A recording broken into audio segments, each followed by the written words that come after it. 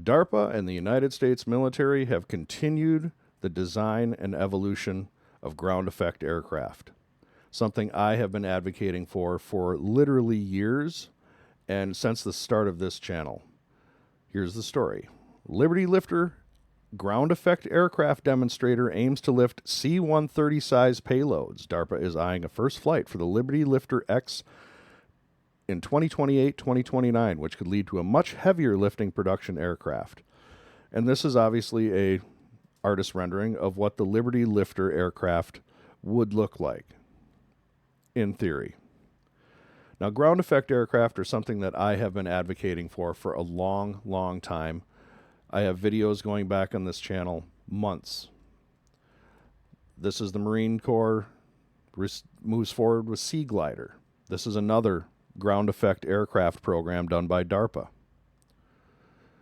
This is a general story about DARPA thinking outside the box, and some of those outside the box thinking was ground effect aircraft.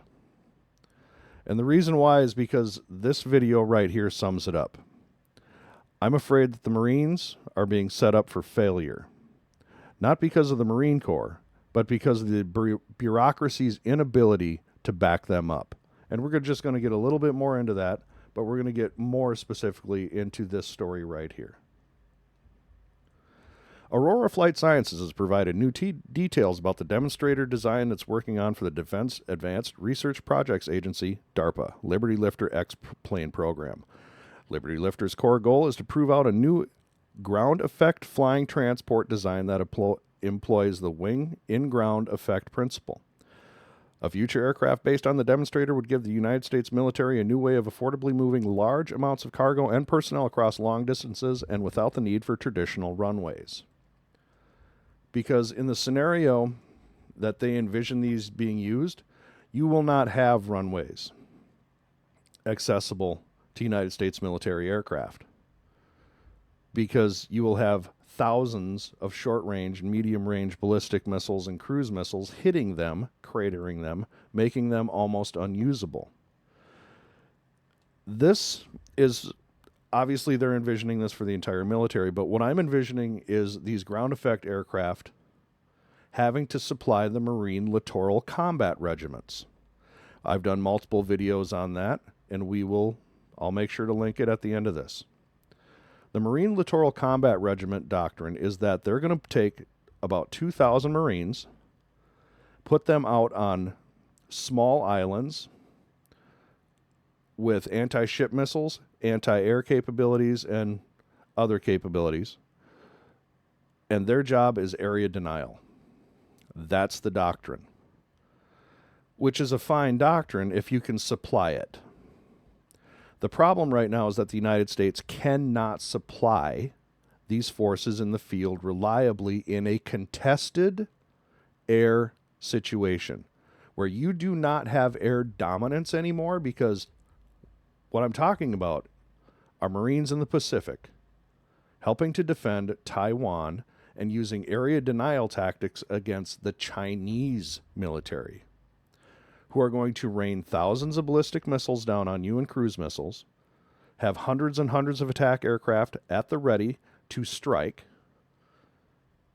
These units, as capable as they might be, cannot be supplied as we speak in a wartime situation where air dominance is not with the United States. We simply don't have that capability.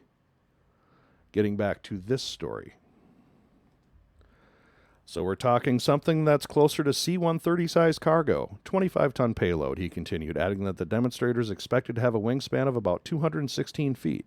It'll also use U.S. government-supplied engines, said Auroura. It would follow up with the war zone about exactly what type of engines they are expecting to receive. DARPA has previously said the ultimate vision of the Liberty Lifter is a design with a capable payload capacity of the C-17 Globemaster III cargo aircraft. The C-17 stated maximum payload weight is some 82 tons, although the planes more typically fly around with a 60-ton payload. The Liberty Lifter requirements was released publicly in the past also include the ability to take off and land in open water conditions at up to Sea State 4 and Sea State 5.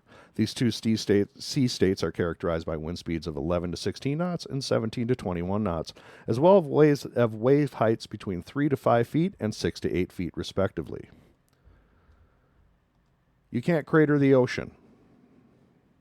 You cannot crater the ocean.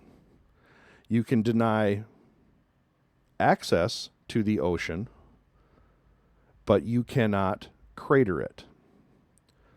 So if you are able to fly, and this is flying, if you're able to fly these ground effect aircraft into supply these Marine Littoral Combat Regiments or any other unit, given what you need these things for, without the use of a runway, they are far more likely to be able to sustain their mission.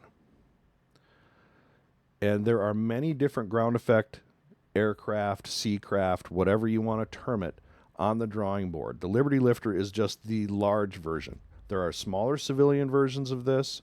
There's medium-sized versions of this.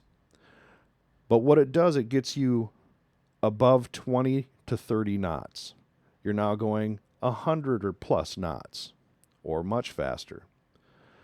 You're able to cover distance, carry cargo and payload, and drop it in a way that is not a completely obvious target.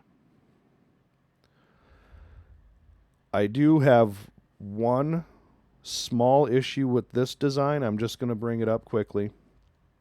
To help get around these issues, DARPA's Liberty Lifter program has called for something of a hybrid design that is still capable of operating like a traditional flying boat if required at altitudes up to 10,000 feet with a compromise on range. Gentlemen, I'm going to show you this range. I'm going to pause this for a moment. I have a phone call. Sorry, gentlemen. My day job. Those distances. We're talking about distances right now of at least 7,500 miles. Why have I chosen 7,500 miles? We're talking over to Taiwan is 6,700. The Guam area is around 6,000. The Philippines, 7,200. I am choosing Sydney, Australia because of AUKUS. The AUKUS agreements. Australia isn't going to have much of a choice. They're not going to be allowed to stay neutral in any conflict. You can't sit on as many precious minerals as they do and be allowed to stay neutral. Not by the United States. We're not going to force your hand. I can guarantee that. But you've already sold so many of your mineral rights to China, you don't think they're going to come to try to secure them? You won't be given a choice, Australia. So this sentence here with a compromise of range does bother me. I'm confident in DARPA's ability, but I hope that they look over the range thing again. This is a past story. This is about the Marines getting the Seaglider, which is another ground effect aircraft. This one is electric, which give your take on electric vehicles is neither here nor there. This is a matter of supply. Would you be able to produce the electricity available for these things in the quantities needed? I think they would be able to initially. Long term, I don't know. These would have a range of about 180 miles with a speed of about 180 miles an hour. And this is basically the Marines' version of take the shore quickly and local resupply. And again, in a situation where you do not have air dominance, you cannot assume to have air dominance.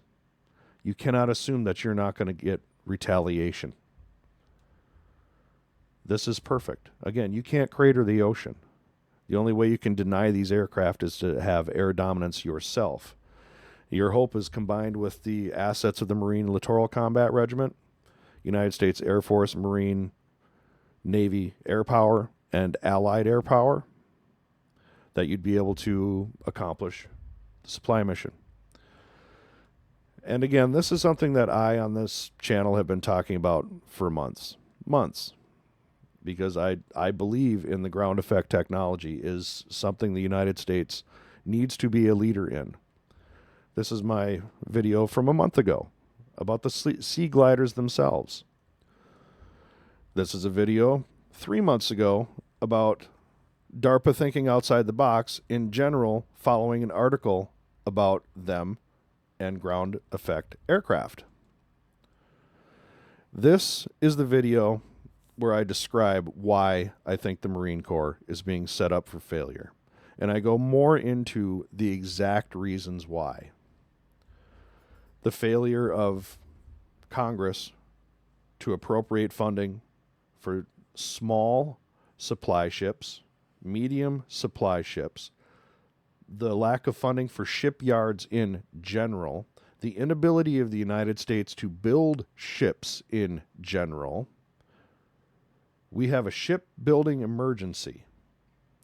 That shipbuilding emergency directly affects the Marine Littoral Combat Regiment doctrine and puts our Marines in danger because of bureaucratic red tape and congressional votes, such as the Littoral Combat Ship. Why are we making ships that we are literally decommissioning right after they get commissioned? They go to a ceremony, they make their way back, and they get decommissioned. Or they're being put into Coast Guard duty, which they're perfect for. But I'm not sure we need to have a multi-$100 million ex-Navy ship that was supposed to be the cutting edge continually made for that price for the Coast Guard. Sorry, Coast Guard. I'm sure you'd rather have icebreakers anyway. But this story of the Liberty Lifter and DARPA, this gives me faith. Our guys at DARPA, they know the direction we need to go. And they have been pointing in that direction for months now. And I'm excited to see that the mindset is changing. This is clearly a mindset change. This is not a new C-17. This is not a new C-5. This is a new way of thinking about things. And I love it. And I'm here for it, and I'm going to keep covering it. I'm going to be sure to link all the story here. I'm going to put the Sea Glider story in here. I'm also going to link the U.S. Marine Corps being set up for another Wake Island video in here. And I hope you guys enjoy them all. If you'd like this video, hit the like, subscribe, share with a friend, let them know DARPA, our mad scientists, they're going in the right direction. Thank you.